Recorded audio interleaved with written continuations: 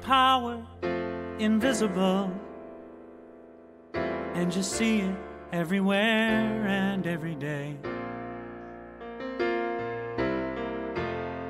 One power indescribable, and you speak of it with every word you say. Mysterious until you know the truth, as simple as the love inside of you. Call it God, call it Spirit, call it Jesus, call it Lord, call it Buddha, Baha'u'llah, angels' wings or heaven's door. But whatever name you give it, it's all one power, can't you see? It's the power of the love in you and me. One power, one power. Good morning and welcome to the Center for Spiritual Living, Midtown-Alanta, where you are welcome. Such is the nature of life, that all it asks and all it wants is the opportunity to appear.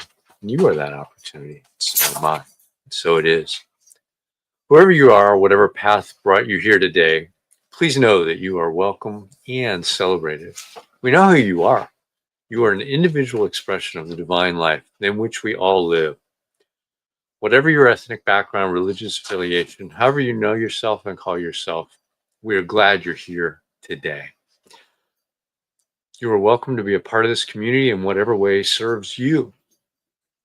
So our vision statement is, we are a strong, open, globally connected community centered on the clarity of principle through teaching, service, and practice. We create a safe and respectful environment that supports healthy spiritual growth. And now, our Declaration of Principles as written partially by our founder, Ernest Holmes. A few of the Declaration of Principles we live by. I believe in one God, one absolute power, and first cause to all things. I believe that this power is perfect love, and it creates out of a desire to express love. I believe all thought is creative, and how I choose to think creates my personal experience. I believe in the unity of all life, and the immortality of the individual soul forever unfolding. I believe in the eternal goodness, the eternal loving kindness, and the eternal givingness of God to all. And so it is. So grateful, hey. Welcome back. So a practitioner is someone who's demonstrated the ability to use spiritual practice and spiritual laws to bring about great changes in their lives. They've demonstrated they know how to bring about these changes in others when asked. Licensed by Centers for Spiritual Living, they're available to provide spiritual guidance and support in the areas that you're looking for guidance in. You may contact them through our website, cslmidtown.org. There's a section that has our practitioners listed to reach out if you want or need help.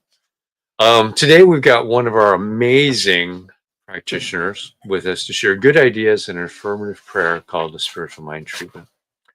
Practitioner Emeritus, Norma Roberts. Thanks. Good morning, CSL Midtown family and friends. And Vance, you must know you are superior in introducing people. Thank you so very much. But I'm so very happy to be here today at the end of 2025. The topic title selected this week by CSL is Release, Refresh, and Renew. And I thought, what a wonderful time of the year for a title such as this. It is time to let go of 2025 and prepare for all the good we can expect for 2026. We let it go. It's further stated that by releasing the old, we are able to awaken into newness, refreshed, renewed, and ready to go. There's a saying associated with the steps in prayer treatment. It's just to remind us of the 5 steps that we are using. The saying is, are you ready to receive? Are you ready to receive? The first R is recognition. U is unification. The next R is realization. T is thanksgiving, and then release. As you release, you prepare to receive. We are further informed that surrender and release are key principles in our Science of Mind practice of life. In order to embrace the new, we have to let go of the old. We can't hold both of them. We first have to become aware of what the old is. Be honest that we may still be holding on to something old, something that's holding us back. And then find the tools and the courage to release the ties and to let it go.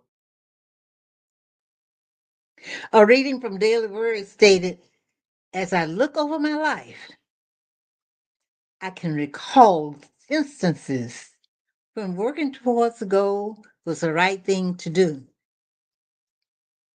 I can also recall times when the wisest move was to step back and allow events to unfold. Paying attention to my intuition and moving in rhythm with life helps me discern when I should push forward and when I should just wait patiently. After all, if I rely on my efforts alone, there won't be room for divine order to unfold. Living in harmony with life and cooperating with the divine within is the key.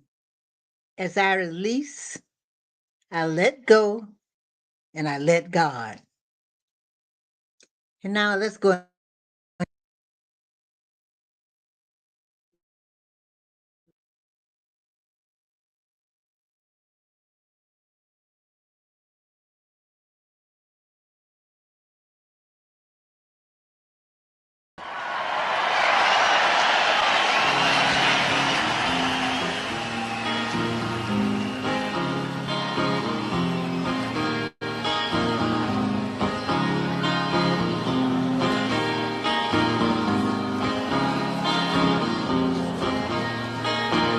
Don't you know, we're talking about a revolution. It sounds like a whisper. Don't you know, we're talking about a revolution. It sounds like a whisper. While they're standing in the welfare lines, crying at the doorsteps of those armies of salvation, wasting time in the unemployment lines, sitting around waiting for a promotion. Don't you know they're talking about a revolution? It sounds like a whisper. Poor people gonna rise up and get their share. Poor people gonna rise up and take what's theirs. Don't you know you better run, run, run, run, run, run, run, run, run, run, run, run. Oh, I said you better run, run, run, run, run, run, run, run, run, run, run, run. 'Cause finally the tables are starting to turn. Talking about a revolution. Yes, finally the tables are starting to turn. Talking about a revolution, oh no. Talking about a revolution, oh, while they're standing in the welfare lines, crying at the doorsteps of those armies of salvation, wasting time in the unemployment lines, sitting around waiting for a promotion. Don't you know they're talking about a revolution? It sounds like a whisper. And starting to turn. I'm talking about a revolution. Yes, finally the tables are starting to turn. I'm talking about a revolution. Oh, no. I'm talking about a revolution. Oh, no. I'm talking about a revolution. Oh, no.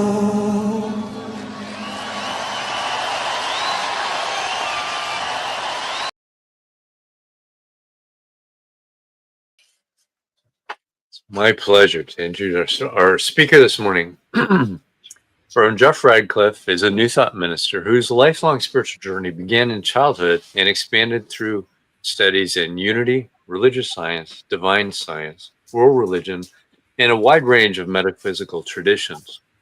Ordained through the International Metaphysical Ministry in 2011 and later through Divine Science in 2022, he continues advanced studies with the University of Metaphysics. Reverend Jeff founded and supported multiple online spiritual communities, including Giatti Ministries, and is a lifetime member of IMM, INTA, DSFI, and Anton. A U.S. Army veteran with a diverse background in federal service, radio broadcasting, education, and end-of-life care. He's known for his inclusive approach and calls himself a spiritual cheerleader, dedicated to helping others find common ground and spiritual empowerment. Welcome, Reverend Jeff. Thank you so much, Vance. I appreciate the introduction. I'm rather disappointed that you didn't go with Reverend Jeff is in the house. That would have been great. That would have been great. So, one thing that I wanted to mention also before we get started, I have a presence here on New Thought Media Network with a show called Divine Science Everywhere with a couple of other Divine Science ministers. You will find that on the New Thought Media Network Facebook page and also on their YouTube channel. We broadcast live on Friday afternoons at 3 p.m. Eastern. No, that's 4 p.m. Eastern, 3 p.m. Central. And then later on in the evening, I join Reverend Michael Mangus for the Friday Fireside Chat, also on New Thought Media Network. You'll find that at 8 o'clock Eastern and 7 o'clock Central. So thank you very much for having me, Midtown. It's great to be back. I had such a wonderful time the last time I was here, and to be asked to come join you again was just a thrill. And as you can see, my talk title was inspired by that awesome Tracy Chapman song, because we are here now on the cusp of a brand new year, and the New Year celebration is always about new beginnings. It's been a symbolic thing for millennia. Actually, the New Year's over. We're ready to start fresh and to begin again. And this time of year, I'm always reminded of the Roman god Janus, which is where we get the word January. He was the god of beginnings and endings. He was the god of gates and transitions and doorways and passages. And he was depicted as being having a double-sided head. He had two faces, basically, one that looked backward into the past and the other that looked forward into the future. So as a god of transitions, he had functions pertaining to life and death, war and peace, things of that nature. So as we stand at the doorway, getting ready to walk out of the room called 2025 and into the room of 2026, somebody invariably brings up the subject of New Year's resolutions. Local TV crews will send out street reporters and they'll grab people by the elbow and they'll say, "Are you making a resolution this year? What are they?" And people are always happy to answer that question. The only thing is that resolutions tend to be funny little things. People either love them or they hate them. They make them or they don't. The people who make resolutions do so because they have lofty dreams and pie in the sky visions of the new and better life they're going to have.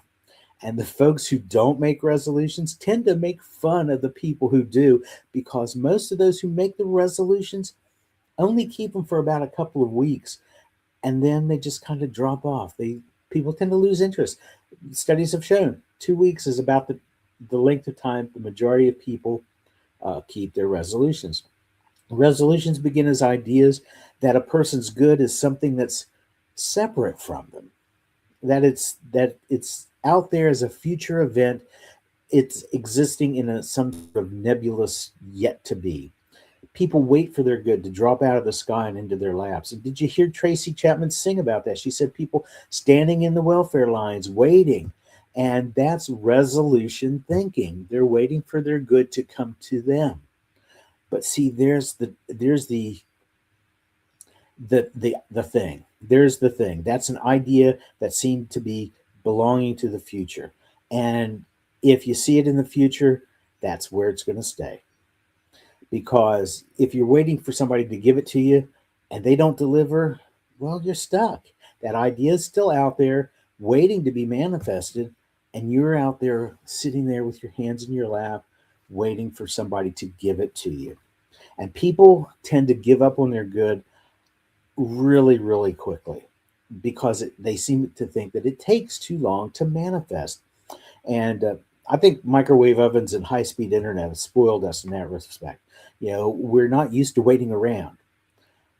But the farmer, and I've heard this in some of the Science of Mind classes I've taken, and it seems like Unity uses the same analogy. Divine Science uses the same analogy as well, of the farmer planting the seed. The seed's got to grow and germinate before that plant comes up and we get a harvest. And that doesn't happen overnight. So resolutions, yeah, they're out there in the future. They're not going to happen unless something happens to make them happen. And what we do is we plant that seed from our mind and our heart into the soil of receptivity. And then we wait. But the farmer is not always inactive. He's still doing things. He's making sure that the weeds are pulled and that the ground is fertilized and watered. That's revolution thinking. Revolutions start out as funny little things like resolutions, but revolutions end up being big things because revolutions begin when people realize that the good they desire to see in their lives is already existent and that there are things that they can do to bring it into a physical reality. So the old saying, heaven helps those who help themselves. That's how revolutions get off the ground. People take an idea and they run with it. They do what needs to be done to make it happen. What most people don't realize is that change, real change, is a marathon. It's not a sprint. It goes back to the farmer analogy. So the events that spark revolutions, well, revolutions don't happen overnight, but the things that set them in motion, the thoughts, those can take place in an instant. But often the entire process of change takes a bit of time and a bit of patience. And so we look at Science of Mind textbook. Ernest Holmes writes, there's no stagnation in spirit. The drive of spirit, the universe, God, and thus of ourselves, is towards circulation and flow. As English metaphysician Thomas Triller wrote, my mind is the center of divine operation. I love this quote from him. It's a little lengthy, but it encapsulates it all so wonderfully because we can relate to it.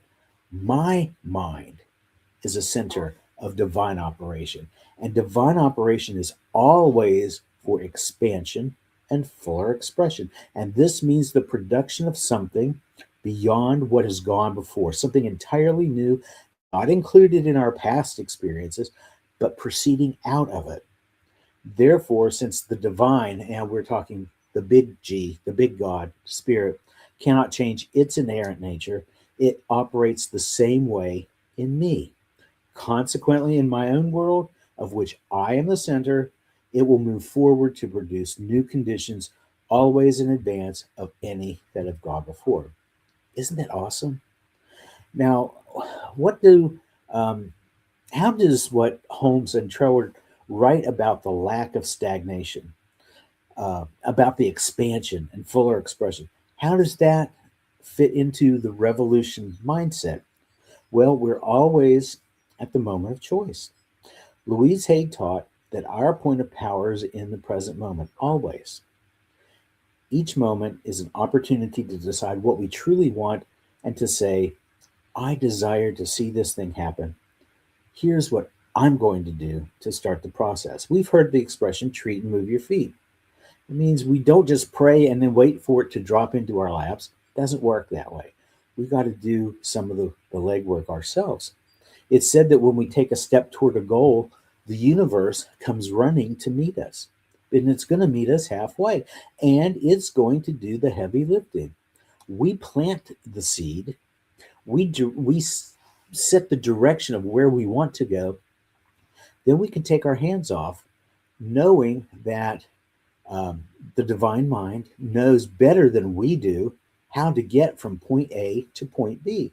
And sometimes we don't get to point B before we go through C, D, E, F, and G and go kind of all the way around a mulberry bush, so to speak. So we do our part, let spirit do its part, and let divine order bring it to us as it will. A resource that I found useful in moving from resolution thinking to revolution thinking is Raymond Charles Barker's book, The Power of Decision, because Barker describes how failing to decide on what you really desire for yourself and then neglecting to follow up on that desire with concrete action, that is a decision for failure. We say things like, well, here's a new moment and I can make a choice. I think I'll choose to remain stuck right where I am. Well, chances are we're not saying it in those exact words. We're saying it more like, I don't know what to do. I'm overwhelmed. Now, I don't know about everybody else. I know how I handle being overwhelmed. I freeze, I shut down, I don't do anything. Evidently, a lot of people do it the same way because we speak those words, I don't know what to do, I'm overwhelmed, and we do nothing. And so that desire just kind of sort of stagnates. If we always do what we always did, we're always going to get what we always got. So it's up to us. And so if we find ourselves in a rut, we have to decide, are we going to stay there or are we going to rise up and move above all of that which has gone before? We can stay with the herd in that kind of thinking, the resolution thinking, or we can venture out into revolution thinking, which is something greater. In the 60s, the Beatles sang a song called Revolution. You say you want a revolution? Well, you know, we all want to change the world. And they go on to say, well, when you talk about destruction, don't you know you can count me out? Another phrase from the song, and if you want money for people with minds that hate, all I can tell you, brother, is you're going to have to wait. They're speaking of moving into that revolution mindset. And finally, they admonish, you tell me it's the institution, well, you know, you better free your mind instead. So that's what we need to do. We need to decide that we want what we want, we desire what we desire, but we can't just wait for it. We have to go out and actually put in a little bit of work, a little bit of concrete action. You got to do something if you want your life to improve. You can't just make the resolution. You have to decide on a revolution. And the time is now, not in some far off someday. You start to choose now. And making that choice is the first step in the revolutionary process. And by not choosing to begin, you're actually working on a resolution. Now, you know, there are going to be people out there who say, well, I made a resolution to do this or that, and it happened. That's because the moment they actually took the first step in making that resolution come to pass, they did something tangible to help the process along. They moved out of resolution thinking and into revolution thinking. So kudos to those who take that first step. Those are the ones who realize the desired change and their continued choice in the matter is what makes the revolution successful. So we're at a brand new year. It's a time for a fresh start. What are we going to change in our lives? We take a look at our lives and we say, you know, I'd like this, I'd like that. That's the whole idea behind the New Year's resolutions, right? So we decide what it is we'd like to see happen in our lives. This is our chance for a do-over and to take it that step further from resolution to revolution. American financier and railroad tycoon Edward H. Harriman said, "It's never safe to look at the future with eyes of fear." And that's where a lot of resolution thinking comes from. People see the things they want to change, and a lot of times those things are monumental, literally life changing. And it's because they're thinking that they have to make those changes, that they put themselves under such enormous pressure. They look into the future with eyes of fear. They end up freaking themselves out. They get overwhelmed and they do what? They do nothing. The book of Isaiah says, "Behold, the former things have come to pass, and I now declare new things." That's what we get to do. We get to speak those things that we'd like for our lives. We don't think of things we don't want. In a letter to the Greek city of Philippi, the Apostle Paul said, "Whatever's true, whatever's noble, if it's right, if it's pure, whatever's lovely, if it's excellent or praiseworthy, think on those things." We focus on our desires and our goals. We pay no heed to obstacles. Obstacles are only obstacles if we allow them to be. So instead, we turn them into stepping stones to take us to a higher level. This time of year, a few years ago, I had a brief crisis of faith. 2013 was ending and 2014 was beginning on a very sad note. I found out a couple of days prior to the new year that a friend of mine was the victim of a homicide. And at that time, his killer had not been caught. In fact, today marks 12 years since he made his involuntary transition. And my friend Brad's funeral was held on New Year's Day. So from then on, this time of year has been tinged with a touch of bittersweetness for me. It's a sadness at the loss of a friend whose presence has been keenly missed for over a decade. But I'm also happy because I had the opportunity to know him and to love him and to be a part of his life and to have him to be part of mine and to share a circle of friends that was very close knit. So I was happy to know him. There's a great metaphorical lesson to be learned through Brad's death. We buried his body because it didn't serve him any longer. He'd gone on to something greater. He'd gone on to a soul expansion, a fuller expression.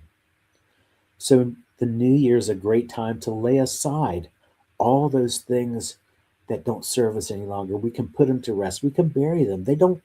We don't need them anymore. We get the chance to start anew. We get to move into an expansion, a fuller expression.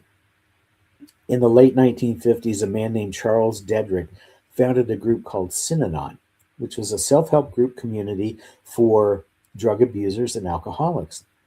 And a saying attributed to Dedrick was very popular in the 60s. You probably have heard it, and maybe you have not heard it for a long time.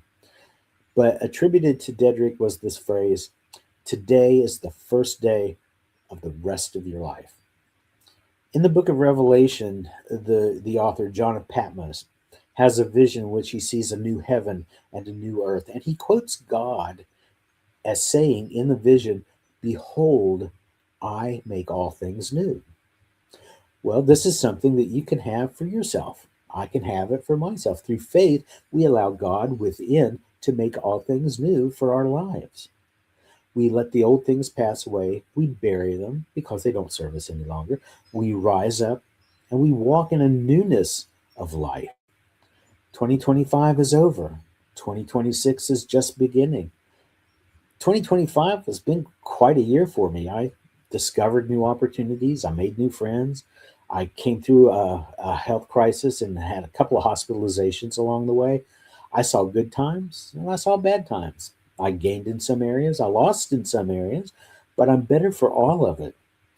And I'm looking forward to the new year and whatever new events and opportunities and things there are to come into my life. But the stuff that I went through that didn't serve me, I can leave it behind. I can leave it in 2025. We're at that doorway now. We're in the room of 2025. We're preparing to walk through that doorway into 2026. It's that Janus energy, the god Janus. We're walking through the doorway, through the portal, through the passage. An ending is now becoming a beginning. It's a new year. It's the first day of the rest of our lives. So how that life turns out is up to us. It's our chance to start over. It's like a spiritual Montessori school. We get as many do-overs as we want. So this is our chance. This is our time to move from resolution to revolution. And so with that in mind, let's just take just a brief moment and close our eyes and settle in, breathing in and out, knowing that as we do, breathing in, we breathe in the newness of possibility. And breathing out, we release all those things that don't serve us anymore. We breathe in again, preparing to step into everything. And we breathe out and release. Ernest Holmes said that God is spirit, and spirit is substance, and substance is supply. And for most people, the word supply makes them think of money, financial things. But supply is anything we desire it to be. Whatever good we could have for our lives is supply. God is supply. So as we breathe in knowing that we are in a field of infinite potentiality. The opportunities are eternal and limitless. The only thing that stops us is ourselves. And so we breathe out the reluctance to act. We breathe out the idea that we can't have our good because we can. We're surrounded by it. So let's leave 2026 and that field of potential in our future. Let's leave it in that old mindset because it's no longer a future thing. It's a here and now thing. And as we move out of 2025, we look at all the opportunities we had, and knowing that some things worked, some things didn't, but we did the best we could with what we had to work with, which was our minds. And now we move forward with revolution thinking into 2026. And we allow that to be our truth. And we are so grateful that it is what it is. And we release and let go and trust. And so it is. Midtown, thank you again so much for allowing me to be with you today. I have had a wonderful time every time I show up here, and I look forward to maybe doing it again. Namaste. Thanks, Reverend Jeff. Namaste. Namaskar. So we'll see you on Zoom in just a little bit for our discussion. There's a few people over there already. And now I'd like to do our New Minister Sacred Covenant Easy Prayer. You can download this from our website, cslmidtown.org. Say this with me. There is only one life. This life is good. This life is God. This life is my life now. I know that I am one with this life that is God. I therefore know that I am one with all of its beloved, blessed expressions, which includes the presence of a new minister for my beloved spiritual community. Because I know that the highest purpose of my new minister is to express spirit, I therefore know that my new minister is a revelation of spirit as principle. I further know that my new minister is the fulfillment of that which has been promised by God, for it is written, principle is not bound by precedent, It operates according to law and is always available to those who are willing to align themselves with it. As I stand in agreement with my beloved community, I see my new minister before me as inspiring spiritual oneness through wisdom, love, and authenticity. I now intend to experience my new minister in full cooperation and agreement with my community, knowing this truth about myself. For I am inspired to live as love in the expression of principle. I am awakening the wisdom within me by clearly communicating the principles of universal truth. I am a conduit of divine love, wisdom, and healing energy, recognizing the inherent wholeness within all beings. I am offering teachings, classes, and mystical studies grounded in spiritual principles to cultivate inner wisdom, personal transformation, and empowered living. I am extending the love, compassion, and transformative power of spirit into the wider community, fostering connections that heal, uplift, and support individuals in their unique journeys. As I now accept the highest expression of a new minister into my life, I know that they will be revealed in a way that will express spirit and serve the highest and greatest good of all who are touched by their presence. I am grateful God is gracious, and so it is. Oh. So I want to thank everybody for this year, since this is the last Sunday in the year, for your gracious contributions that have kept this work going. We do have an opportunity going into 2026. We have a donor for a matching contribution for this Sunday that we are in person, which is actually next Sunday. The first Sunday of the month, we're in person at the Garden Hills Community Center, and that costs us $180 a month to rent that facility. And so we've got a matching donor. So if you feel so led to join in that match, please do. And if you would, say with me our affirmation of prosperity. I live in a universe of abundance. As I freely and joyfully give, I join in the divine flow, and all that I share with life returns to me multiplied abundantly. And so it is. You can donate at cslmidtown.org/donate and do either a one-time contribution or an ongoing contribution, whatever your heart calls out to you to do. So now we've got a few announcements. I want to thank Reverend Norma for being our practitioner today. January's theme is Ancestral Wisdom, New Thought. Our speaker next week in person will be Reverend Susan Zoller, and she's got a talk named Elevating Your Expectations. The adult study group meets on Sundays at 10 a.m. on Zoom. You can get there by going to cslmidtown.org, going down to the Zoom channel and clicking the link for that and putting in the passcode. And something saved to date for Saturday, January 17th.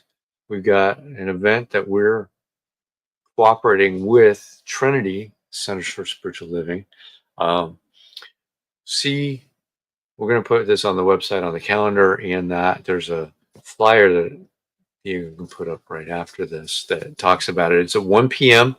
on that Saturday.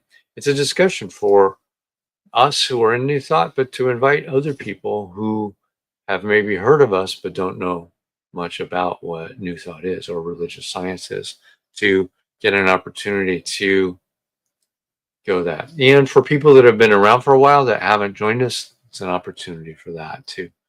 So with that, share that slide, maybe make it big because it's tiny there. And there you go. Thanks, Diego. So there's a lot going on. 3 centers so far are participating in that, and we'd love to see you there. So let's say our affirmation of life and go into the week. I leave this place now knowing something better than I knew before. I go forth into the world with a heart full of love and a mind full of good sense. I look at the world in a greater way, knowing that I have within me everything I need to create the life I desire. I give thanks for this understanding, and I am grateful for the spirit of life that lives through me. And so it is.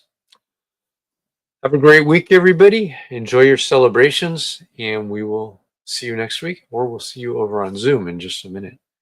Thanks.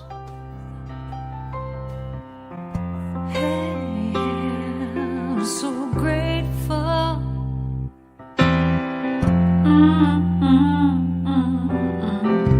I'm so grateful. I'm so grateful. I'm so grateful for all that I have. I'm so grateful. I'm so grateful. I'm so grateful for all that I have. Hey! Oh yeah. Grateful. I just say I am so grateful every day for all I have. Every day. I'm so grateful. I'm so grateful. I'm so grateful for all I have. Every day I say it. Grateful. How I'm grateful. Every day. Oh yeah. I am so grateful. Oh yeah. I'm so grateful. 'Cause I accept and I receive. I am so grateful. Oh yes, I am. I am so grateful. Hey, grateful. I just count my blessings. Grateful. I just count my blessings. There is a power for good in the universe greater than you are, and you can use it. New Thought Media Network.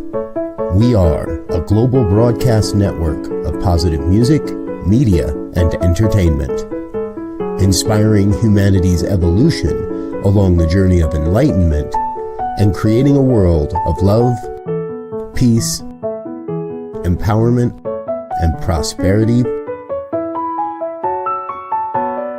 for all. New Thought Media Network. Positively inspiring.